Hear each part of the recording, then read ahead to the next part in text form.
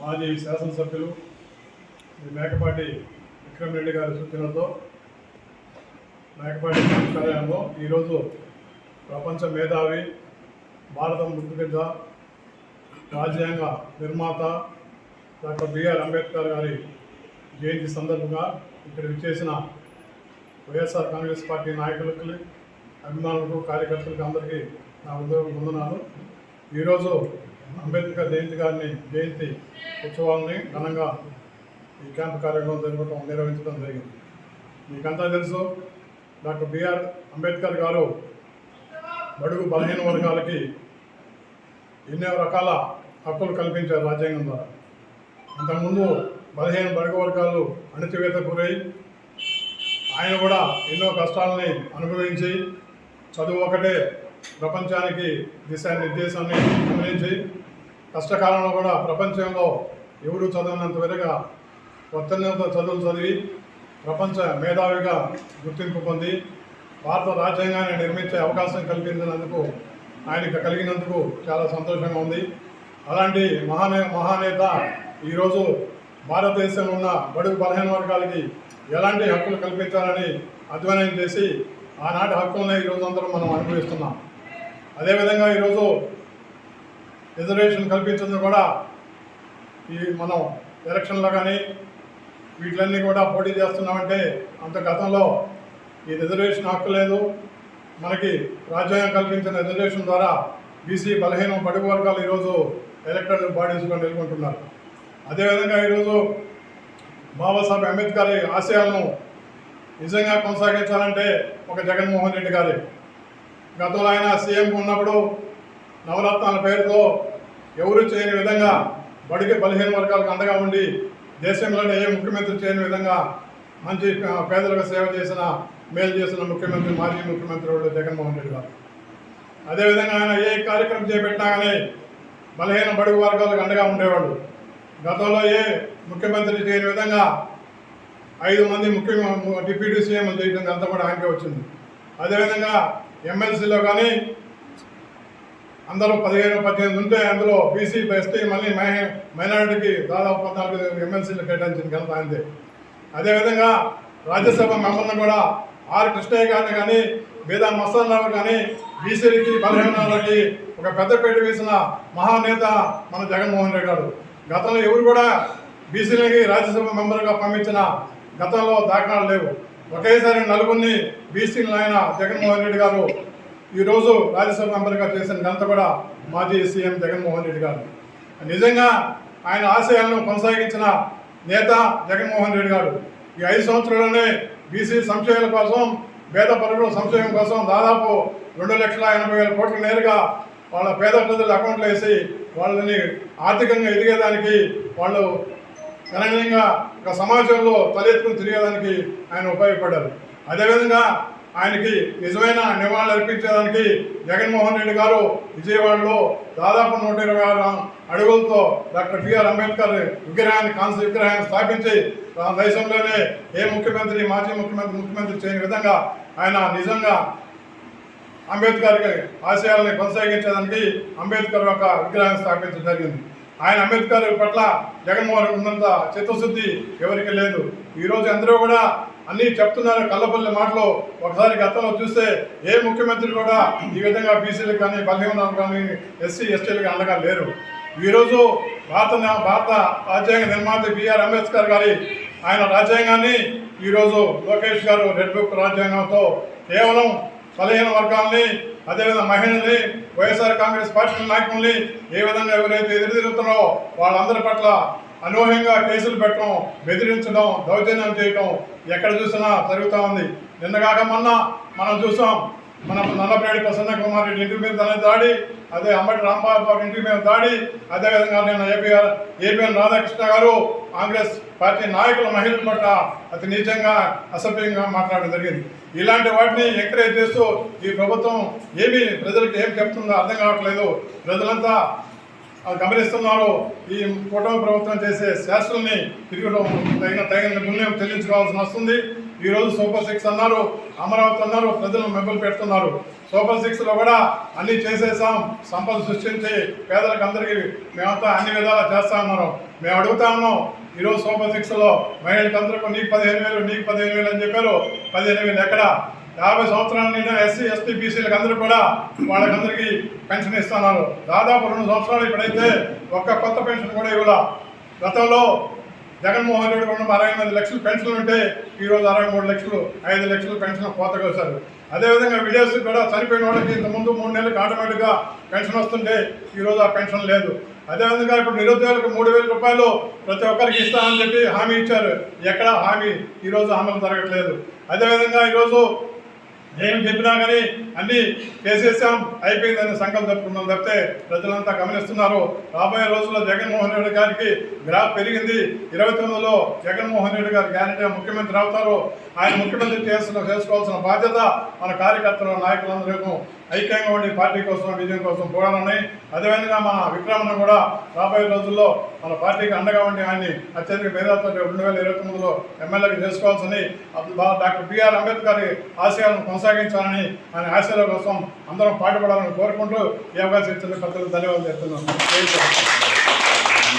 ఈరోజు ఆత్మకూరు మాజీ శాసనసభ్యులు గౌరవనీయులు శ్రీ మేకపాటి విక్రమ్ రెడ్డి గారి ఆదేశాల మేరకు వారి స్వగృహంలో ఆత్మకూరు పట్టణంలో వైఎస్ఆర్ కాంగ్రెస్ పార్టీ క్యాడర్ అంతా కలిసి నవభారత రాజ్యాంగ నిర్మాత, భారతదేశానికి అపురూపమైనటువంటి రాజ్యాంగాన్ని అందించినటువంటి అదే ప్రపంచ మేధావి లండన్ సిటీ లైబ్రరీని ఒక రోజుకి 14 గంటలు అభ్యసించినటువంటి మహానుభావులు, భారతదేశానికి కావలసినటువంటి అపురూప రాజ్యాంగ సృష్టికర్త డాక్టర్ భీమ్రామ్జీ బాబాసాహెబ్ అంబేద్కర్ గారి జయంతి వేడుకలను ఈరోజు ఎంతో ఘనంగా జరుపుకుంటున్నాం సోదరులారా.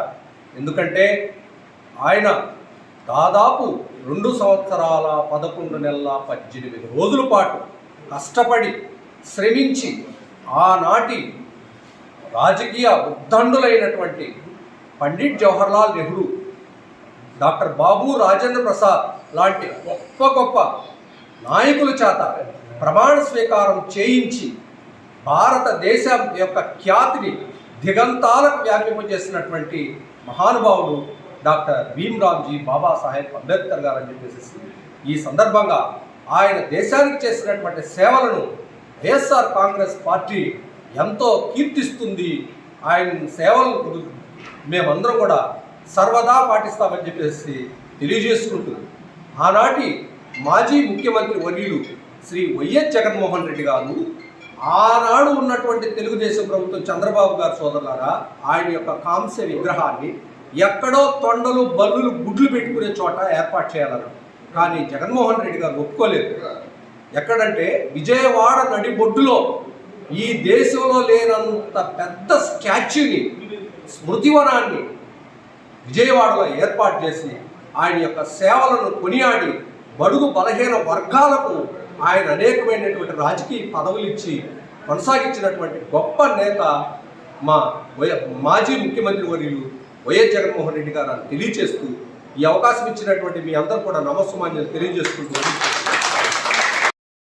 ఆంధ్రప్రదేశ్ రాష్ట్ర మాజీ ముఖ్యమంత్రి వర్యులు గౌరవనీయులు జనహృదయ నేత శ్రీ వైఎస్ జగన్మోహన్ రెడ్డి గారి ఆదేశాల మేరకు, అదేవిధంగా ఆత్మకూరు నియోజకవర్గ గౌరవ మాజీ శాసనసభ్యులు పెద్దలు గౌరవనీయులు శ్రీ మేకపాటి విక్రమ్ రెడ్డి గారి సూచనల మేరకు మన ఆత్మకూరు వైఎస్ఆర్ కాంగ్రెస్ పార్టీ క్యాంప్ కార్యాలయం నందు ఈరోజు మన నవభారత నిర్మాత, అపార జ్ఞాన సంపన్నుడు, ప్రపంచ మేధావి అయినటువంటి డాక్టర్ బిఆర్ అంబేద్కర్ గారి 135వ జయంతిని ఈరోజు ఘనంగా జరుపుకుంటున్నాం. సోదరులారా, ఆ రోజు మన రాజ్యాంగ పరిస్థితులు, మన దేశ పరిస్థితులు ఏ విధంగా ఉన్నాయో అన్నింటినీ కూడా క్షుణ్ణంగా అధ్యయనం చేసి, ప్రపంచంలో ఉన్నటువంటి వివిధ రాజ్యాంగాలు అన్నింటినీ కూడా అధ్యయనం చేసి మన భారతదేశానికి ఒక గొప్ప రాజ్యాంగాన్ని అందించినటువంటి ఘనత మన డాక్టర్ బిఆర్ అంబేద్కర్ గారు. ఆ రోజు సమకాలీన పరిస్థితుల్లో ఇటువంటి దుర్భర పరిస్థితులను అన్నింటినీ కూడా అవగాహన చేసుకుని రాజ్యాంగాన్ని భారతదేశానికి అందించినటువంటి ఘనత మనం బిఆర్ అంబేద్కర్ గారి. మన భారతదేశానికి ఒక రాజ్యాంగాన్ని చట్టాలను అందించింది మన డాక్టర్ బిఆర్ అంబేద్కర్ గారు. కానీ ఈరోజు మన ఆంధ్రప్రదేశ్ రాష్ట్రంలో ఎటువంటి రాజ్యాంగం అమలవుతుందో మనం చూస్తూ ఉన్నాం. డాక్టర్ బిఆర్ అంబేద్కర్ గారు ప్రజలందరికీ రాజ్యాంగాన్ని అందిస్తే ఈరోజు మన ఆంధ్రప్రదేశ్ రాష్ట్రంలో ఈ కూటమి ప్రభుత్వంలో ఏం జరుగుతుందో మనం అందరం చూస్తూ ఉన్నాం. చంద్రబాబు నాయుడు గారు అంటారు, వైఎస్ఆర్ కాంగ్రెస్ పార్టీ నాయకులు కార్యకర్తలకు రిజర్వబుల్ ట్రీట్మెంట్ ఇవ్వండి అని ఆయన ఒక రాజ్యాంగాన్ని చెప్తారు.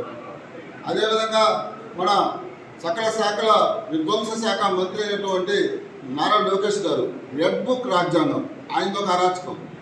ఇంకొక ఆయన ఉన్నాడు జనసేన పార్టీ అధినేత పవన్ కళ్యాణ్ గారు. ఆయన ఏం మాట్లాడుతాడు, మక్కిలు ఎరగదీయండి, చేతికి ఉన్న రోమాలను పీకండి, చేతి గోళ్ళను పీకండి అంటే ఇదేమైనా కొత్త రాజ్యాంగం తయారు చేసి ఈ విధంగా ప్రజలను భయభ్రాంతులకు గురి చేసి ఏ విధంగా అరాచకమైనటువంటి పరిపాలన కొనసాగిస్తున్నారో మనం చూస్తూ ఉన్నాం. అదేవిధంగా ఈ మధ్య కాలంలోనే రైల్వే కోడూరులో మనకు అందరూ చెప్తారు, భారతదేశానికి నిజమైన స్వాతంత్రం ఎప్పుడు వస్తుందా అంటే అర్ధరాత్రి మహిళ స్వేచ్ఛగా సంచరించిన రోజున మనకు స్వాతంత్రం వచ్చింది అని చెప్తాడు. కానీ ఈరోజు రాష్ట్రంలో ఏం జరుగుతుంది? ఈ మధ్యన చూసాం, రైల్వే కోడూరు అనేటువంటి పట్టణంలో ఒక ఎస్సీ సామాజిక వర్గానికి చెందినటువంటి మహిళ అష్టలేన ఒక ప్రభుత్వ ఉద్యోగిని. ఆమె ఎవరైతే చట్టాన్ని రక్షించాలనో వారి చేతుల్లో ఉన్నటువంటి లాఠీని తీసుకొని ఏదైతే నాయకుడు ఆయన ఒక మహిళను చిత్తగా బాధినటువంటి సందర్భం చూస్తూ ఉన్నాం. ఈ కూటమి ప్రభుత్వం వచ్చినప్పటి నుంచి వైఎస్ఆర్ కాంగ్రెస్ పార్టీ నాయకులు కార్యకర్తల మీద కాకుండా అతి ముఖ్యంగా అందరూ తెలుసుకోవాల్సింది దళితుల మీద ఏ విధంగా దాడులు జరుగుతున్నాయి, ఏ విధంగా అరాచకం చేస్తున్నారు, ఏ విధంగా అత్యాచారాలు చేస్తున్నారు. ఒక్కసారి ఈ ఆంధ్రప్రదేశ్ క్రైమ్ రేట్ను చూసినా కానీ ప్రతి ఒక్కరికి తెలుస్తుంది. దయచేసి కాలం ఎప్పుడూ ఒకే మాదిరిగా ఉండదు. కాలము ఎవరి కర్మను కూడా తీర్చే రోజు దగ్గరలో ఉంది. ఈ అరాచక పాలన ఖచ్చితంగా ముగింపు పలికే రోజు వస్తుంది. అదేవిధంగా మన డాక్టర్ బిఆర్ అంబేద్కర్ గారి ఆశయాలను మన జగన్మోహన్ రెడ్డి గారు తన సుపరిపాలనలో ఏ విధంగా ప్రజలందరికీ అందించారో మనందరికీ తెలుసు. ప్రతి పథకాన్ని కూడా పేదలందరూ అభివృద్ధి చెందాలన్నట్టు ఉద్దేశంతో ఎక్కడ కూడా ఎటువంటి అవినీతికి కానీ వివక్షతకు కానీ తావు లేకుండా ప్రతి ఒక్క పథకాన్ని కులం చూడడం, మతం చూడడం, ప్రాంతం చూడడం, పార్టీలు చూడడం, వర్గాలు చూడడం, రాజకీయాలు అసలే చేయం అనేటువంటి ఒక ఉద్దేశంతో ప్రతి ఒక్కరికి సాచ్యురేషన్ లెవెల్లో పథకాలు అందించిన ఘనత మన వైఎస్ జగన్మోహన్ రెడ్డి గారు. అంబేద్కర్ ఆశయాలను ముందుకు తీసుకెళ్తూ వెళ్తూ ఉన్నాడు. అనేక వ్యవస్థలలో, అనేక శాఖలలో మన ఎస్సీలకు కానివ్వండి, బీసీలకు కానివ్వండి, ప్రతి ఒక్కరికి అవకాశం కల్పించినటువంటి ఘనత మన వైఎస్ జగన్మోహన్ రెడ్డి గారు. కొన్ని ఓసీ స్థానాలలో కూడా ఖచ్చితంగా మీరు బీసీలకు, ఎస్సీలకు అవకాశం ఇవ్వమని ఆ రోజే మన పార్టీ నాయకులకు ఆదేశించిన ఘనత కూడా మన వైఎస్ జగన్మోహన్ రెడ్డి గారు. ముఖ్యంగా చెప్పుకోవాల్సింది, అంతకుముందు వ్యవసాయ మార్కెట్ కమిటీలను ఉన్నాయి, దాంట్లో ఎటువంటి రిజర్వేషన్ లేదు. కానీ అటువంటి వ్యవసాయ మార్కెట్ కమిటీలలో కూడా రిజర్వేషన్ ఏర్పాటు చేసి ప్రతి వర్గానికి న్యాయం జరగాలి అని ప్రతి ఒక్క ఎస్సీలకు కానివ్వండి, ఎస్టీలకు కానివ్వండి అందరికీ అవకాశం కల్పించినటువంటి గొప్ప నేత మన వైఎస్ జగన్మోహన్ రెడ్డి గారు. అందుకే అంటాను, మన వైఎస్ జగన్మోహన్ రెడ్డి గారు అభినవ అంబేద్కర్ అనడంలో ఎటువంటి సందేహం లేదు. ఎప్పుడు కూడా పేద ప్రజల పక్షపాతిగా ఉండి అంబేద్కర్ ఆశయాలను కొనసాగిస్తున్నటువంటి మన వైఎస్ జగన్మోహన్ రెడ్డి గారు అభినవ అంబేద్కర్ అని చెప్పడంలో ఎటువంటి సందేహం లేదు. అదేవిధంగా ముఖ్యంగా చెప్పుకోవాల్సింది ఈ స్టాచ్యూ ఆఫ్ సోషల్ జస్టిస్ అంటే మన విజయవాడ నగరంలో స్వరాజ్ మైదానంలో డాక్టర్ బిఆర్ అంబేద్కర్ గారి విగ్రహాన్ని 125 అడుగుల ఎత్తులో ఒక విగ్రహాన్ని ఏర్పాటు చేసి ఫోటో గ్యాలరీని ఆ రోజు దేశ నాయకులందరూ ఫోటో గ్యాలరీని ఏర్పాటు చేసి స్మృతివనంగా తీర్చిదిద్దితే ఎంతో అందరూ కూడా సందర్శకులు కూడా ఎంతో సంతోషించారు. కానీ ఈరోజు ఏమైంది, అసలు నిర్దాక్షిణ్యంగా ఒక అంబేద్కర్ గారి విగ్రహాన్ని మన విజయవాడ వెళ్ళినప్పుడు అంతకుముందు ఎలా ఉంది, ఇప్పుడు ఎలా ఉంది? కనీసం పరిశుభ్రంగా ఏర్పాటు చేసేటువంటి పరిస్థితులు కూడా లేకుండా చెత్త చెదారంతా నింపేసి స్వరాజ్ మైదాన్ని ఈ విధంగా తయారు చేయడం చాలా దురదృష్టకరం. అదేవిధంగా ఈ మధ్యలో ఇంకొక ఆమె కూడా మాట చెప్పింది, అప్పట్లోనే అన్నదామే, కొండ మీద అమ్మవారు కొండ కింద కమ్మవారు, కొండ మీద అమ్మవారు కొండ కింద కమ్మవారు కాదమ్మా తల్లి, కొండ మీద అమ్మవారు కొండ కింద పెద్ద సారు, గుర్తుపెట్టుకోండి. కొండ మీద అమ్మవారు కొండ కింద అమ్మవారు కదమ్మా పెద్ద సారు. ఈ దేశానికి రాజ్యాంగాన్ని అందించినటువంటి గొప్ప మహనీయుడు డాక్టర్ అంబేద్కర్ గారు పెద్ద సారు. కాబట్టి ప్రజలందరూ గమనించి ఈరోజు ఎటువంటి అరాచక పరిపాలన సాగుతుందో ఒకసారి చూసి మన జగనన్న గతంలో ఏ విధంగా ప్రతి వర్గానికి కూడా మేలు చేశారో బేరీజు వేసుకుని దయచేసి ఈ అంబేద్కర్ గారి ఆశయాలను ముందుకు తీసుకువెళ్ళడానికి మన జగన్మోహన్ రెడ్డి గారికి కానివ్వండి, అదేవిధంగా మన విక్రమన్న గారికి కానివ్వండి, వైఎస్ఆర్ కాంగ్రెస్ పార్టీ కానివ్వండి, ప్రజలు అందరూ కూడా అండగా ఉండి వైఎస్ఆర్ కాంగ్రెస్ పార్టీని మరోసారి విజయ తీరాలకు చేర్చాలని 2029 సంవత్సరంలో తిరిగి మన జగన్మోహన్ రెడ్డి గారిని ముఖ్యమంత్రిగా చేసుకోవాలని కోరుకుంటూ ఈ అవకాశం ఇచ్చిన ప్రజలందరికీ నమస్కారాలు తెలియజేస్తూ